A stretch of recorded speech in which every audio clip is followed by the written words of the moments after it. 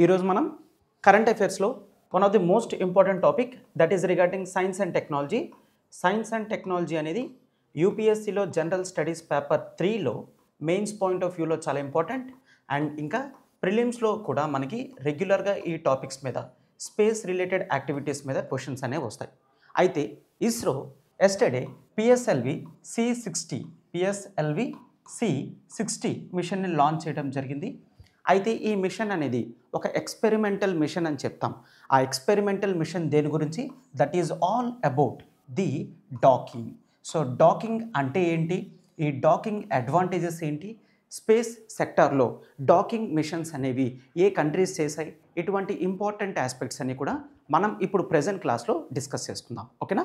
Right. అయితే first thing first, that is docking అంటే ఏంటో తెలియాలి. అండ్ పిఎస్ఎల్వి C60 మిషన్ అనేది ఈ డాకింగ్ గురించి ఏ విధంగా హెల్ప్ చేస్తుందా అనేది కూడా చూద్దాం. Right. See yesterday PSLV C60 so polar satellite launch vehicle అంటే ఇది ఒక launch vehicle. So this is a rocket అని మనం చూస్తాము. సో ఇదొక లాంచ్ వెహికల్ అనమాట. రైట్. ఇదొక లాంచ్ వెహికల్ నుంచి మనం స్పేస్కి శాటిలైట్స్ అనేవి సెండ్ చేయడం జరుగుతుంది. Satellites, right? ఎస్. సో రెగ్యులర్గా శాటిలైట్స్ అనేవి సెండ్ చేస్తాం. బట్ ఈ పిఎస్ఎల్వి C60 అనేది ఒక ఎక్స్పెరిమెంటల్ శాటిలైట్ అనేది చూస్తాం. ఎక్స్పెరిమెంట్ దేని గురించి? That is about the docking mission అని చూస్తాం. సో సింప్లీ డాకింగ్ అంటే టూ ఆబ్జెక్ట్స్ అనేవి స్పేస్లో ఒకదానికొకటి మీట్ అయి ఇంటర్చేంజ్ ఆఫ్ మెటీరియల్స్ అనేది జరిగితే దాన్ని డాకింగ్ అని అంటాం. For example let's take this is satellite 1 and this is satellite 2. Satellite 1 and satellite 2 ఈ రెండు కూడా స్పేస్లో ఒక పాయింట్ ఆఫ్ టైంలో ఎగ్జాక్ట్గా మీట్ అయి the information or any material from satellite 1 అనేది శాటిలైట్ 2లోకి పంపించాలన్నా ఆర్ శాటిలైట్ 2 నుంచి శాటిలైట్ 1కి పంపించాలన్నా ఆ మిషన్ని మనం డాకింగ్ మిషన్ అని అంటాం. ఈ డాకింగ్ మిషన్ అనేది స్పేస్ ఎరేనాలో అంటే future of the space sector regarding any country ఇది చాలా వెరీ ఇంపార్టెంట్ ఇష్యూ అనమాట. బేసిక్గా మీరు ఎప్పుడైనా కేవలం ఒక శాటిలైట్ పంపించారు అంటే దీని యొక్క లైఫ్ అనేది నార్మల్గా ఉండడం జరుగుతుంది. ఎందుకు? For example if you take ఒక శాటిలైట్ అనేది స్పేస్లో లాంచ్ చేస్తే దీనికి ఒక టైం అనేది ఉంటుంది. ఎందుకు టైం అంటే ఏ ఆబ్జెక్ట్ అయినా స్పేస్లో రన్ అవ్వాలంటే దానికి కొంత ఫ్యూయల్ అనేది కావాలి, ఎనర్జీ కావాలి, అవునా?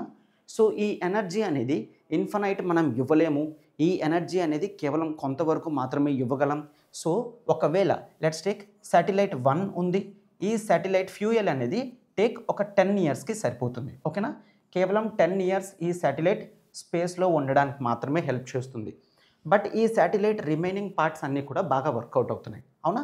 సో ఇలాంటి టైంలో ఈ శాటిలైట్ అనేది ఒకవేళ కంటిన్యూ చేయాలి అంటే మనం దీనికి డాకింగ్ చేసి ఎక్స్ట్రా ఫ్యూయల్ అనేది యాడ్ చేసినట్లయితే దీని యొక్క లైఫ్ స్పాన్ అనేది మనం పెంచినట్లే కదా, రైట్? దీని యొక్క లైఫ్ స్పాన్ అనేది పెంచినట్లే. అంటే యాజ్ ఆఫ్ నౌ కేవలం మనం సింగిల్ శాటిలైట్స్ అనేవి లాంచ్ చేసి వాటి యొక్క లైఫ్ టైం అనేది కంప్లీట్గా పొటెన్షియల్గా యూజ్ చేయలేకపోతున్నాము.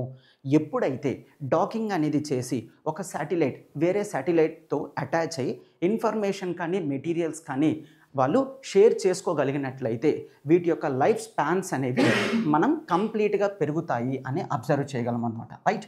సో ఇందు గురించి మనకి డాకింగ్ అనేది ఇంపార్టెంట్ ఆస్పెక్ట్ కింద చూస్తాం. అయితే ఇక్కడ ఒకసారి మీరు చూసుకున్నట్లయితే డాకింగ్ చెయ్యాలి అంటే టూ శాటిలైట్స్ మధ్యన డిస్టెన్స్ అనేది ఇనీషియల్గా ఉంటుంది. బట్ ఆ డిస్టెన్స్ అనేది తగ్గుతూ వచ్చి ఆ రెండు కూడా ఎగ్జాక్ట్గా ప్రిసైజ్డ్గా కలవాలన్నమాట, రైట్? అయితే నిన్నేం జరిగిందో చూడండి. Let's take if this is the rocket. So let's take this is satellite 1 and this is satellite 2. అయితే ఇస్రో వాళ్ళు దీనికి ఏం నేమింగ్ చేయడం జరిగింది అంటే they called it as the chaser and this is the target. అంటే అర్థం ఏంటి?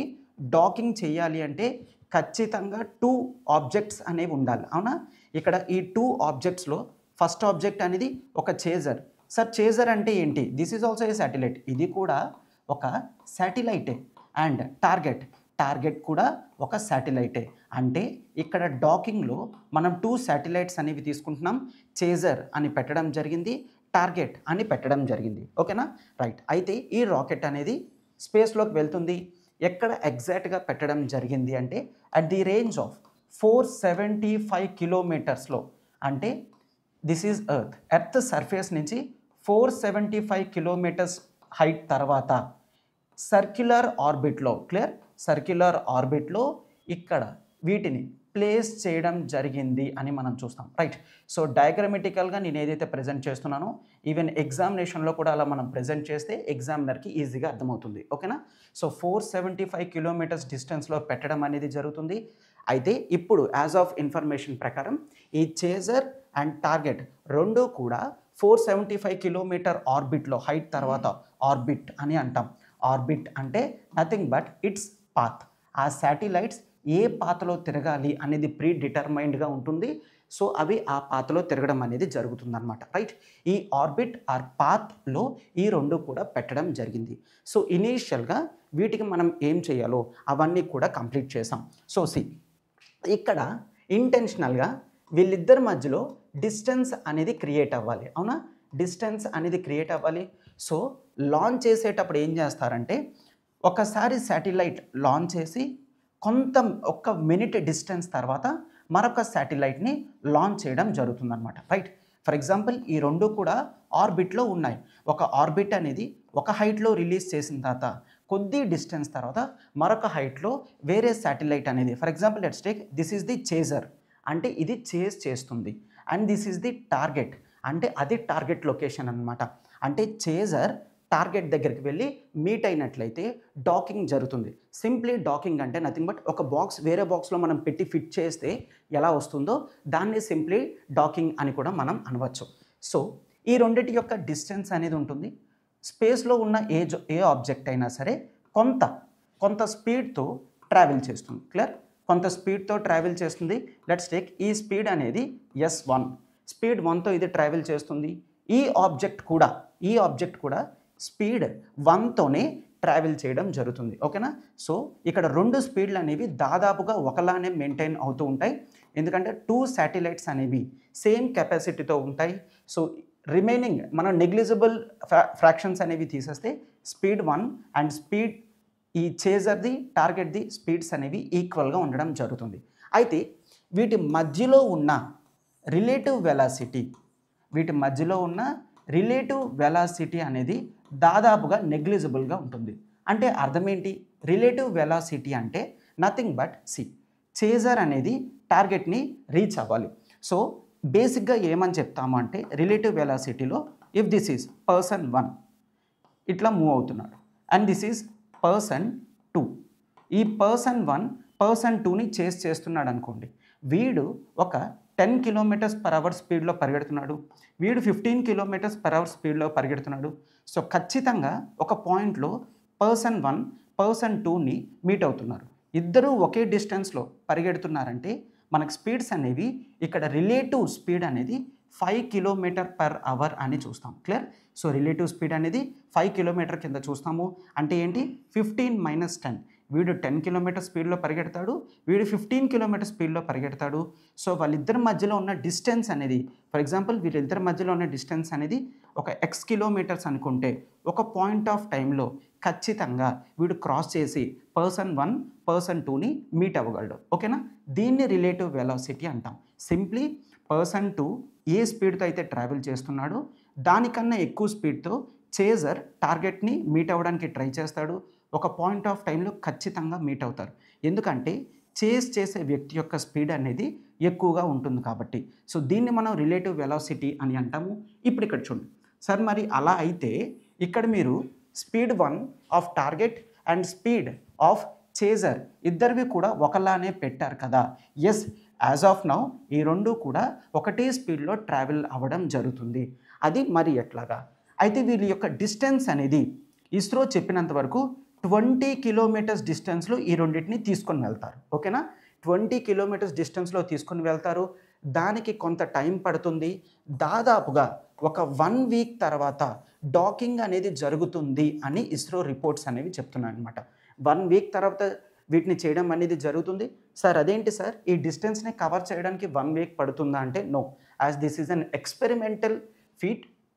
ఖచ్చితంగా కొంత డిస్టెన్స్ మెయింటైన్ చేసి, కొంత టైం అనేది మెయింటైన్ చేసి తర్వాత మాత్రమే డాకింగ్ చేయాలి అని వీళ్ళు భావిస్తున్నారనమాట.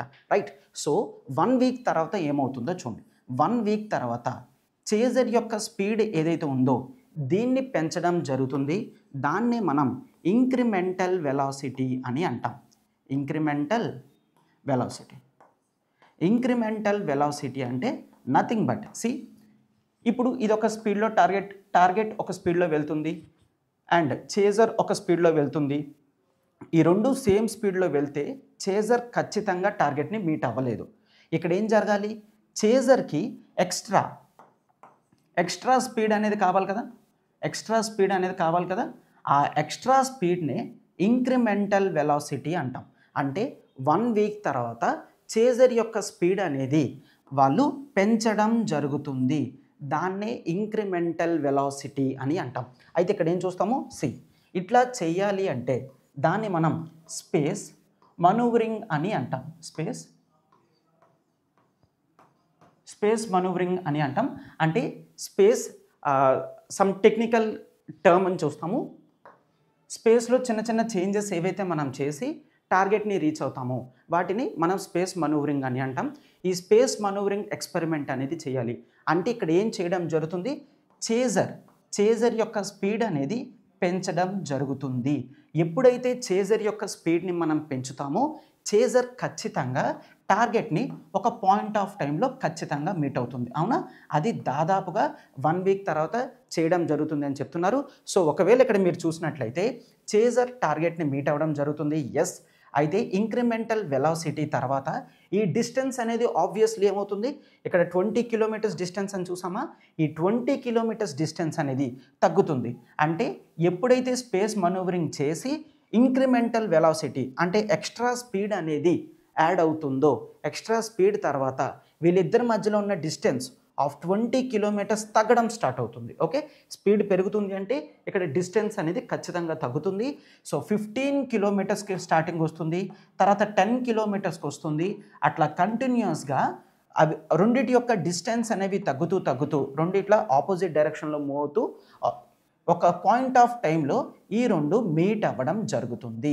మీట్ అయిన తర్వాత యాజ్ ఐ సెడ్ ఒక బాక్స్ వేరే బాక్స్తో మనం లాక్ చేసినట్లుగా ఇక్కడ డాకింగ్ అనేది జరుగుతుంది. ఈ రెండింటి నుంచి కూడా ట్రాన్స్ఫర్ ఆఫ్ మెటీరియల్స్ కానీ ఇన్ఫర్మేషన్ కానీ ఏదైనా చేయడం పాసిబుల్ అవుతుందన్నమాట. సో ఇప్పుడు కేవలం ఇస్రో PSLV C-16 లాంచ్ చేయడం జరిగింది. 1 వీక్ తర్వాత ఈ డాకింగ్ ఎక్స్పెరిమెంట్ సక్సెస్ఫుల్గా కంప్లీట్ అయినట్టయితే అప్పుడు మనం డాకింగ్ చేసిన 4th నేషన్ కింద ఇండియా వరల్డ్లో ఉండబోతుందన్నమాట. సో ఇస్రోకి ఇది ఒక ప్రెస్టీజియస్ ప్రాజెక్ట్ అని చూస్తాం. అయితే ఎందుకు సార్ ఇప్పుడు ఇస్రో ఇట్లాంటివన్నీ చేయాలనుకుంటుంది? ఇస్రోకి ఫ్యూచర్లో ఫార్ ఎర్త్ మిషన్స్ అనేవి చూస్తాం. ఫార్ ఎర్త్ మిషన్స్ అంటే ఎర్త్ నుంచి చాలా దూరం వెళ్ళగలిగే కొన్ని శాటిలైట్స్ని మిషన్స్ని లాంచ్ చేయాలనుకుంటుంది. And most important that is the project of the Gaganyaan project అనేది కూడా చేయాలనుకుంటుంది. అంటే ఫ్యూచర్లో ఈవెన్ మనం ఒక స్పేస్ ప్రాజెక్ట్స్ అనేవి ఇండియా తన సొంతంగా ఇండిజీనియస్గా టెక్నాలజీస్ అనేవి డెవలప్ చేసి కొన్ని స్పేస్ మిషన్స్ని కూడా ఫ్యూచర్లో స్పేస్లో పెట్టబోతుంది. కాబట్టి ఈ ప్రాజెక్ట్స్ అన్నిటికీ కూడా డాకింగ్ అనేది చాలా ఇంపార్టెంట్. యాజ్ నేను ప్రీవియస్గా చెప్పినట్లు ఒకవేళ ఫ్యూయల్ చేయాలనుకున్నా, ట్రాన్స్ఫర్ చేయాలనుకున్నా, ఆర్ ఒకవేళ అక్కడి నుంచి పీపుల్ని తీసుకొని రావాలనుకున్నా, పీపుల్ని అక్కడికి తీసుకొని వెళ్ళాలనుకున్నా, దేనికైనా సరే డాకింగ్ ఎక్స్పెరిమెంట్ అనేది చాలా క్రూషియల్గా ఉండబోతుంది అనమాట. Hope this is completely clear. ఈ టెక్నికల్ కాన్సెప్ట్ అంతా కూడా మీకు అర్థమైందని నేను థింక్ చేస్తున్నాను. సో ఈ డాకింగ్ ఎక్స్పెరిమెంట్ అనేది నెక్స్ట్ 1 వీక్లో సక్సెస్ఫుల్గా కంప్లీట్ అయినట్లయితే ISRO as a said 4th country in this world to achieve this space manoeuvring. Clear? Right.